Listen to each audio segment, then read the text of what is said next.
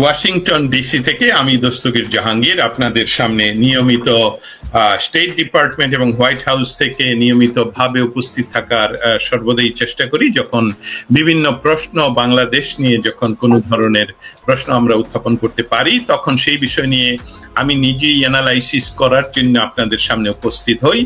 বাংলাদেশের বর্তমান প্রেক্ষিত নিয়ে আজকে আমি এর যে পরিস্থিতি বাংলাদেশের, সেই পরিস্থিতির তৈরির প্রেক্ষাপট আমরা সকলেই জানি। কিন্তু বাংলাদেশের এই মুহূর্তে বাংলাদেশ সেনাবাহিনী তারা ইয়েতে বসলেন, তাদের মিটিং করতে বসবেন বা বসেছেন এই মুহূর্তে। আমাদের বাংলাদেশের বিভিন্ন পত্রপত্রিকা এসবগুলো প্রকাশ না করলেও আমাদের কাছে তাদের নোটিফিকেশন এবং ডকুমেন্টেশন আমাদের কাছে রয়েছে। বাংলাদেশের সেনাবাহিনী একটি দেশপ্রেমী সংগঠন এবং সেটা বাংলাদেশকে বহিঃশত্রুর আক্রমণ থেকে রক্ষা করার জন্য তারা প্রস্তুত যে কোনো সময়। সেখানে বর্তমান যে পরিস্থিতি, সেই পরিস্থিতিকে উত্তরণের জন্য সেনারা কি ধরনের কাজ করতে পারে প্রতিবাদের কথা বললেন। আমি যখন উপস্থিত ছিলাম হোয়াইট হাউসে, যখন পিএম মোদি, ভারতের প্রধানমন্ত্রী মোদি এখানে উপস্থিত ছিলেন এবং যুক্তরাষ্ট্রের সবচেয়ে জনপ্রিয় প্রেসিডেন্ট ডোনাল্ড ট্রাম্প ওনাকে বারবার বলছিলেন যে আমার বন্ধু প্রধানমন্ত্রী, এবং তারা দুইজন মিলে যে সংবাদ সম্মেলন আমাদের সামনে করেন, সেখানে আমি ব্যক্তিগতভাবে উপস্থিত ছিলাম। ওনারা সম্মিলিত যে ডিক্লারেশনটা করেন, সেখানের একটা অংশ ছিল যে ভারত তথা ইন্দো প্যাসিফিক জোনে, স্পেশালি সাউথ ইস্ট এশিয়াতে কোনো ক্রমেই জঙ্গিবাদের উত্থান রুখবে এই দুই দেশ। আপনি জানেন যে গত সপ্তাহে আমেরিকান ইন্টেলিজেন্সের প্রধান বা ডিরেক্টর তুলসী গাবার্ড দিল্লিতে বসে উনি একই কথা বলেছেন যে বাংলাদেশে সন্ত্রাসবাদের উত্থান হয়েছে, বাংলাদেশে খিলাফতের আন্দোলন হচ্ছে, বাংলাদেশে ধর্মীয় সংখ্যালঘুদের উপর অত্যাচার হচ্ছে, সাধারণ মানুষের উপর অত্যাচার হচ্ছে, এবং আমেরিকান সরকার, আবারও রিপিট করি, আমেরিকান সরকার, আমার প্রেসিডেন্ট, উনি বলেছেন, আমার প্রেসিডেন্ট ডোনাল্ড ট্রাম্পের নাম নিয়ে বলেছেন যে এটা খুব ওই বিষয়ে কনসার্ন এবং আমরা এটা বন্ধ করতে দৃঢ় প্রতিজ্ঞ। বাংলাদেশের বর্তমান সেনাদের যে মিটিং হবে এখন, এই মিটিংটা কি আপনি কি মনে করেন না যে এটা মার্কিন যুক্তরাষ্ট্রের কোনো প্রেশার আছে যে ওইখানে দ্রুত নির্বাচন, যাতে ডিসেম্বরের ভিতরে নির্বাচন দেওয়া হয় এবং সেখানে যাতে কোনো ক্রমেই জঙ্গিবাদের উত্থান না হয়? আপনি এই বিষয়ে এই আমেরিকান নাগরিক হিসাবে, আপনি একজন আমেরিকান নাগরিক, আপনি সিটি ইউনিভার্সিটি অফ নিউ ইয়র্কের একজন প্রফেসর, এবং বাংলাদেশের মানুষ আপনার কাছ থেকে জানতে চায় যে হোয়াইট হাউসের প্রেসারে কি এই সেনা সমাবেশ কিনা, সেনা মিটিং কিনা, এবং তারা কি করবে? আর যদি তারা জঙ্গি করতে না পারে, নিয়ন্ত্রণ করতে না পারে, তাহলে আমেরিকার যে zero tolerance for national security, আপনাকে উদাহরণ দিয়ে দিচ্ছি যাতে আপনার বলার জন্য সুবিধা হয়, যে আমেরিকান ন্যাশনাল সিকিউরিটির জন্য কিন্তু তারা পানামার প্রেসিডেন্টকে ধরে এনে এখানে 40 বছর জেলে রেখেছিল, যেখানে তুলসী গাবার্ড যে 18টা ইন্টেলিজেন্স সংস্থার প্রধান, উনি যখন কথা বলেন এটা সরাসরি প্রেসিডেন্টের কথা, আমেরিকার প্রেসিডেন্ট। তখন যখন একটি দেশের প্রধান বলেন বা একটি দেশের কোন উচ্চ পর্যায় থেকে বলা হয় যে না, উনি মিথ্যা কথা বলছেন, তখন আমেরিকা জিরো টলারেন্স হিসাবে কি করতে পারে এই দেশের প্রধানের উপর অথবা সশস্ত্র বাহিনীর উপর? প্রশ্নটি অত্যন্ত সুন্দর হয়েছে এবং তার পেছনে কিন্তু কারণও রয়েছে, এবং সেগুলো তুমি বলেছো। এখানে বর্তমান আমেরিকান সরকার বাংলাদেশ সেনাবাহিনীর উপরে ডাইরেক্টলি এন্ড ইনডাইরেক্টলি, সেখানে কিন্তু বর্তমান আমেরিকান প্রেসিডেন্ট ভারতের উপরে তার দায়িত্ব দিয়ে দিয়েছে বাংলাদেশের বিষয়ে, এবং তুলসী গাবার্ড ভারতে গিয়েছিলেন এবং সেখান থেকে বলেছেন। এবং আজকে যে বাংলাদেশে যে সেনাবাহিনীর মিটিং যেটা হচ্ছে, সেটা এই ভারত এবং ইউনাইটেড স্টেটসের কথার প্রেক্ষিতে যে ওখানে জঙ্গিবাদ বন্ধ করতে হবে তোমাদেরকে, সেই প্রেক্ষিতে সেটা হচ্ছে।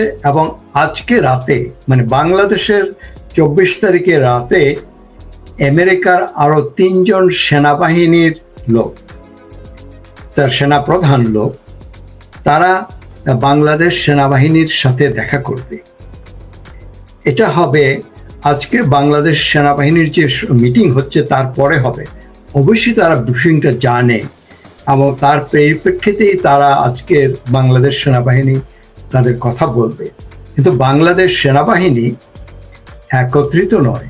বাংলাদেশ সেনাবাহিনী তে শুনেছি 4টি ভাগ আছে, এবং বাংলাদেশ সেনাবাহিনী যদি একত্রিত হতে না পারে, না হওয়ার সম্ভাবনা বেশি, সেটা লুকানো থাকবে এবং ফলে তারা এককভাবে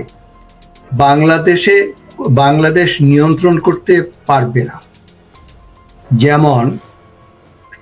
যেমন তুমি পানামার কথা বলেছো, তুমি যেমন অন্যান্য দেশের কথা বলতে পারবে, যেমন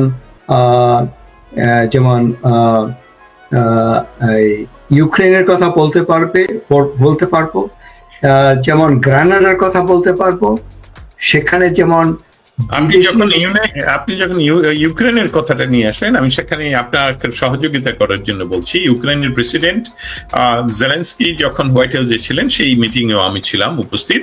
সেখানে সরাসরি ডোনাল্ড ট্রাম্প, আমেরিকার সবচেয়ে জনপ্রিয় প্রেসিডেন্ট এই মুহূর্তে, তিনি বলেছেন যে আপনি সর্বপ্রথম আপনি গুলি থামান, আপনি বুলেট থামান। ইউক্রেনের প্রেসিডেন্ট উত্তরে বলেছেন আমাদের সিকিউরিটির কনসার্নটা আমার রয়েছে। উত্তরে আবার প্রেসিডেন্ট বলেছেন যে আপনার সিকিউরিটি কনসার্নটা অনেকটা, উনি বলছেন এটা লেস দেন 2%। আমি বলতে চাই এটার বাংলা হলে এটা তো 1-2 ম্যাটার, বাংলা বলে ইংলিশে বললাম আর কি, 1-2 ম্যাটার। এই বিষয়টা বর্তমান প্রেসিডেন্ট ঘটাতে পারে আরেকজন প্রেসিডেন্টকে। সেখানে কনসিকুয়েন্স আপনি কি মনে করেন যে সমস্ত কিছু ফেল করলো? আজকের মিটিংয়েও তারা কিছু করতে পারলো না। যে অ্যাট্রোসিটি বাংলাদেশে হচ্ছে, যেটা আমরা দেখে যাচ্ছি গত 7 মাস ধরে, শিশু অপহরণ, শিশু ধর্ষণ, হত্যা, শিশু ধর্ষণ, বিচার চাইতে গেলে তার বাপকে খুন, গ্রামে গঞ্জে মাঠে ঘাটে সব জায়গায় লাশ পাওয়া যাচ্ছে। তা এই সকল বাংলাদেশের ইতিহাসে আপনারা হয়তো বা 72 সনে 71 সনে দেখেছেন, তারপরে দেখা যায় নাই। আজকে তারা যদি ফেল করে তাহলে বাংলাদেশ কোন পথে? আমেরিকা কি করবে? Zero tolerance, that is important question. Please go.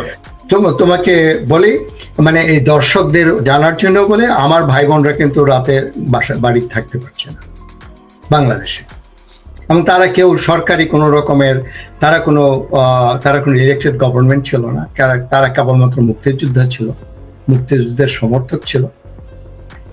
এই জন্যই তারা বাড়িতে থাকতে পারছে না। এখন ফিরে যাই, আমি এখানে সমস্ত প্রশংসা করলেও, যে যত প্রশংসা করুক, আমাদের প্রেসিডেন্ট সবকিছু যে ঠিক করবে সেটা আমি এই দেশের এখানে আমেরিকার প্রেসিডেন্টের বাংলাদেশ বিষয়টা হলো যে উগ্রবাদ তারা হতে দিবে না, উগ্রবাদকে তারা বন্ধ করবে। এই বিষয়ে আমেরিকার মৌলিক যে পলিসি, সেই পলিসি হলো জিরো টলারেন্স। উদাহরণ দিলাম আপনাকে পানামার প্রেসিডেন্ট, আপনি আরো কয়েকটা বলছেন, আমি আবার বললাম ইউক্রেনের কথা, আপনি এটাও জানেন সাদ্দাম হোসেনের কথা কি হয়েছে, এটাও জানেন আপনি। অতএব যদি বাংলাদেশ, যেই তথ্যটা আমাদের বাংলাদেশের মানুষেরা শুনতে চাচ্ছে, আমেরিকার সরকারের কথাকে অস্বীকার করলে কি কনসিকুয়েন্স হতে পারে বাংলাদেশে? এখানে বাংলাদেশ এই মুহূর্তে খুব, এটা আমেরিকার কাছে সবচেয়ে বেশি ইম্পর্টেন্ট হচ্ছে ইন্ডিয়া থেকে। ইন্ডিয়ার চেয়ে আমেরিকার কাছে ইম্পর্টেন্ট হলো আমেরিকার ন্যাশনাল সিকিউরিটি। সেই সিকিউরিটিতে যখন এই যে আমি আরেকটা উদাহরণ দিই, তালেবানদের প্রধান বিন লাদেন পাকিস্তানের সবচেয়ে সুরক্ষিত জায়গায় অবস্থান করছিলেন, অ্যাবোটাবাদ অর সামথিং, আমি সেনাবাহিনী ট্রেনিং সেন্টারে। ওকে, সেনাবাহিনীর ট্রেনিং সেন্টার। লিকুইড তাকে ক্লিন করা হলো। আমেরিকার এইটাই হলো America. This is America, this is call America. আমি যখন আমেরিকাতে 2003 সনে ঢুকি, অনেকেই বলতো দিস ইজ আমেরিকা, আমি বুঝতে পারতাম না। Now I can tell that this is America, যে আমেরিকার জাতীয় নিরাপত্তায় যদি কোনো ধরনের সংশয়, যেটাকে তারা বলে কনসার্নের কোনো বাংলা নেই, সবাই আমরা বুঝবো শুধু কনসার্ন হিসেবে, তাহলে আমেরিকা মিন করে যে আমি তোমাকে আর থাকতে দিব না, because this is my concern, আমি এটাতে জিরো টলারেন্স। আপনি বাংলাদেশের সেনাবাহিনী, বাংলাদেশের বর্তমান উদ্ভট উটের পিঠে চড়া এই সরকার, তাদের কি কনসিকুয়েন্স হতে পারে যখন তারা বলে ও আমেরিকা মিথ্যা কথা বলছে, ও কি জানি ওনার নাম, আমি বলছি এখানে একটু সামারি করব আমি। হয়তোবা ইউনুসকে সরিয়ে নিবে ইত্যাদি হবে, কিন্তু বাংলাদেশ যে আফগানিস্তান হয়ে যাবে তাতে আমেরিকার কিছু যায় আসে না, ইউরোপেরও কিছু যায় আসে না, কারো কিছু যায়। এটা বাংলাদেশের মানুষের জন্য ক্ষতিকর হবে, এটা কেবলমাত্র বাংলাদেশের মানুষের জন্য ক্ষতিকর হবে। এখানে আমেরিকার যে প্রধান স্বার্থ সেটা হচ্ছে যে the talent from India to the United States, talents from the India Donald Trump কিন্তু বারবারই একই কথা বলছেন যে এই দেশ শুধু ট্যালেন্টদের জন্য হবে, এটা কিন্তু বলছেন। Yes, এবং শুধু তাই নয়, তাদের যে ইউএস এর যে একজন প্রধান উপদেষ্টা হয়েছে, সে বলেছে যে যাতে H-1B ভিসা কোনো রেস্ট্রিকশন না করে কেবলমাত্র মেধাভিত্তিতে দেওয়া হয়, এবং তার উদ্দেশ্য কথা বলছেন মনে হয় না, ইলন মাস্ক নয়, সেটা আরেকজন, সে আবার ভারতীয়, সে ভারত বংশোদ্ভূত, তাকে প্রদান করেছে। সে বলেছে যে H-1B ভিসা, H-2B ভিসা যাতে ইয়ার জন্য মেধাভিত্তিক দেওয়া হয়। আমেরিকার প্রধান সম্পদ হচ্ছে তার এখানের ইন্টেলেকচুয়াল ক্যাপাবিলিটি, এবং ইন্টেলেকচুয়াল ক্যাপাবিলিটি সবসময় আমেরিকাতে এসছে বাহির থেকে। এখন এই মুহূর্তে আমেরিকার যে ইন্টেলেকচুয়াল যে রেলম যেটা রয়ে গেছে, এটা হচ্ছে ভারতীয় নাগরিকদের দ্বারা, ভারত বংশোদ্ভূত দ্বারা কন্ট্রিবিউটেড, এবং আরো বেশি যাতে ভারত থেকে আসে, সেই জন্য সেটা হচ্ছে তাদের প্রধান, এবং সেই জন্যই ভারত থেকে মেধাবী মানুষ যাতে আরো বেশি করে আমেরিকাতে আসে।